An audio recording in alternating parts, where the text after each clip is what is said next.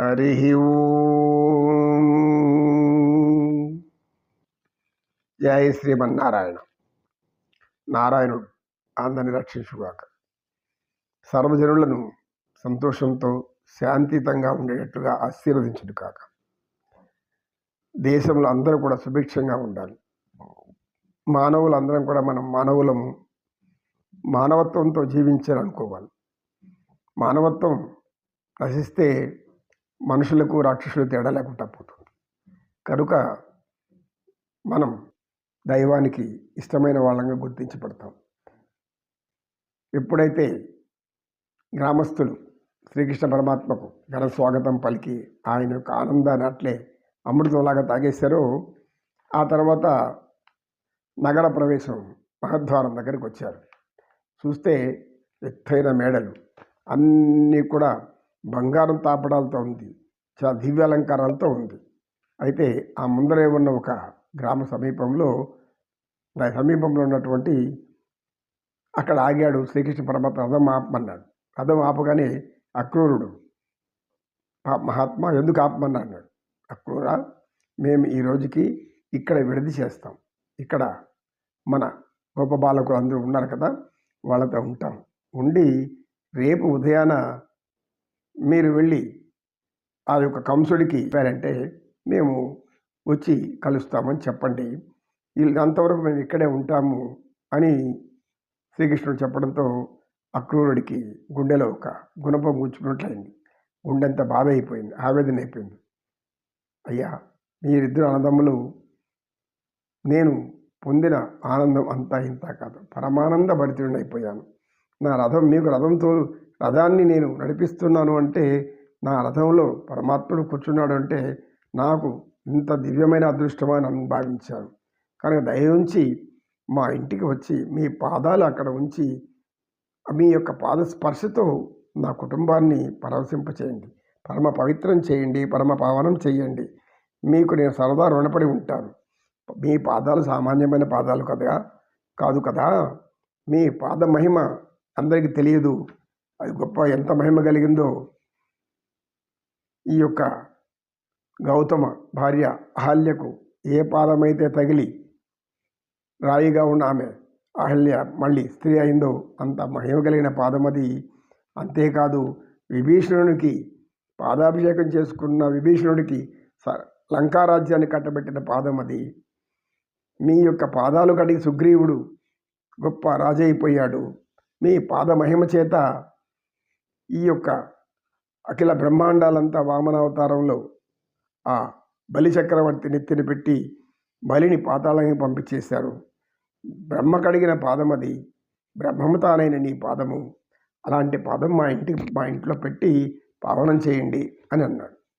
అప్పుడు శ్రీకృష్ణుడు బలరాములు ఇద్దరు కూడా ఒక మాట అంటారు. అయ్యా, మీరు మా కులదోస్తులే, మనమంతా కూడా ఒకరమే, మాకు బంధువులవి, నీవు బంధువుడు కూడా. కానీ మీ ఇంట్లో ఉండడం క్షేమం కాదు, నీకు క్షేమం కాదు. ఎందుకంటే నీవు రాజదూతగా తీసుకొచ్చావు. మీ ఇంట్లో నన్ను ఉంచుకుంటే కంసుడు నిన్ను మరలా హింసించే అవకాశం ఒకటి ఉంది. ఇంకొక కారణం ఏమంటే, మేము నీ ఇంట్లోకి వచ్చి విడిది చేశాము అని అంటే అక్కడ ఉన్నటువంటి అందరూ బంధుజనులంతా వచ్చేస్తారు. వాళ్ళందరినీ ఇప్పుడే నేను చూడాలనుకోవటం లేదు. ముందు కంసుణ్ణి సంహరించి కానీ, మన బంధువులు కానీ, మా తల్లిదండ్రులు కానీ విడిపించి సకల బంధువుల్ని కలుస్తారు. అప్పుడు మీ ఇంటికి వస్తాం మేము. అంతవరకు మమ్మల్ని పిలవద్దు.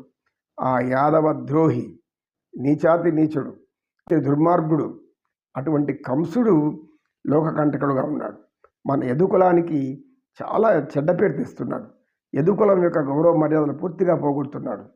యాదవులు అనంటే ఇలాంటి రాక్షసుల స్వభావం కలిగిన వాళ్ళ అనే పద్ధతిలో ఉన్నాడు. కనుక యాదవులు అంటే గోవులతో సమానము, యాదవులు అంటే దైవం యొక్క అనుగ్రహం కలిగిన వారు. పరమాత్ముడే ఈ కులంలో పుట్టి యాదవ వంశాన్ని ఉద్ధరించినాడు అని చెప్పుకోవాలనంటే ముందు ఆ కంసుడిని నేను చంపాలి. ఆ కంసుడిని మేము చంపి, కంసుడిని, చాణురుడిని, ఎవరెవరు ఉన్నారో వాళ్ళందరినీ చంపిన తర్వాత, వాళ్ళు నాశనం అయిపోయిన తర్వాత మా తల్లిదండ్రులను విడిపించాలి. అది నా బాధ్యత. మా బాధ్యత, మా ఇద్దరి బాధ్యత ఏమంటే మా తల్లిదండ్రులను ముందు కారాగారం నుంచి విడిపించాలి. ఇంకా మన బంధువులు ఎవరైతే కారాగారంలో ఉన్నారో వాళ్ళందరినీ కూడా విడిపించాలి. విడిపించాకే నేను అందరి ఇల్లుని విడిది చేస్తాను. మీ ఇంటికి కూడా విడిది చేస్తాను. మీ ఇంటికి తప్పకుండా వస్తాను. అక్రూరా మీరు బాధపడద్దండి. కానీ అంతవరకు మేము కర్తవ్యబద్ధులం. అంటే మీ కర్తవ్యం కంకణం కట్టుకున్నాం. ఏం కంకణం కట్టుకున్నాము? ఇప్పుడు వాడికి మరణం ఆశ్రమం. ఇప్పుడు కంసుడు చనిపోతే వాడి గురించి పట్టించుకునే వాళ్ళు ఎవ్వరూ ఉండరు. ఎందుకు? కంసుడు ఇప్పుడు పరమ నీచాతి నీచమని పేరు తెచ్చుకున్నాడు. అందరిలో కూడా వాడి కులంలో వాళ్ళ చేత కూడా అందరి చేత కూడా వాడు ఎప్పుడెప్పుడు పోతాడా ఈ దుర్మార్గుడు అనే పరిస్థితి వచ్చేసింది. ఇప్పుడు వాడిని చంపడం చాలా సులభం. ఎందుకు? ఎప్పుడైతే తరవాళ్ళు చుట్టుపక్కల వాళ్ళు ఒక వ్యక్తి దుర్మార్గుడు దుర్మార్గుడు దుర్మార్గుడు అని చెబుతూ ఉంటారో వాడికి ఆ మాటలు సోకి ఏమవుతుంది?